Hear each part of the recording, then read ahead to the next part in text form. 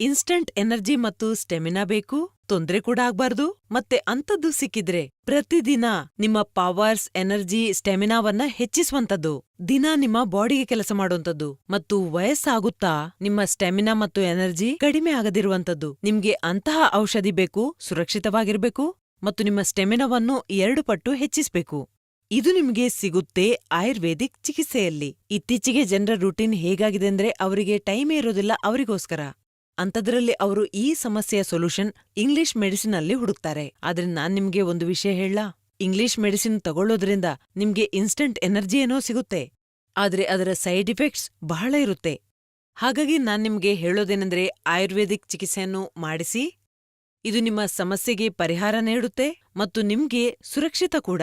ಇದನ್ನು ಬಳಸೋದ್ರಿಂದ ನಿಮ್ಗೆ ತಿಳಿಬಹುದು ನಿಮ್ಮ ಲೈಫ್ ಎಷ್ಟೊಂದು ಚೆನ್ನಾಗಿ ಆಗ್ತಾ ಇದೆ ಅಂತ. ಇದರಿಂದ ನಿಮ್ಮ ಪವರ್ ಮತ್ತು ಸ್ಟೆಮಿನಾ ನ್ಯಾಚುರಲ್ ರೀತಿಯಲ್ಲಿ ಹೆಚ್ಚಾಗುತ್ತೆ. ಲಿವ್ಮುಸ್ಟಂಗ್ ಕ್ಯಾಪ್ಸೂಲ್ ಬಗ್ಗೆ ಹೇಳೋದಾದ್ರೆ ಇದು ಪುರುಷರಲ್ಲಿ ಕಾಣಿಸುವ ಸಮಸ್ಯೆಗೆ ಕೆಲಸ ಮಾಡುತ್ತೆ. ಇದರಿಂದ ನಿಮ್ಗೆ ಇನ್ಸ್ಟಂಟ್ ಎನರ್ಜಿ ಕೂಡ ಅನುಭವ ಆಗುತ್ತೆ.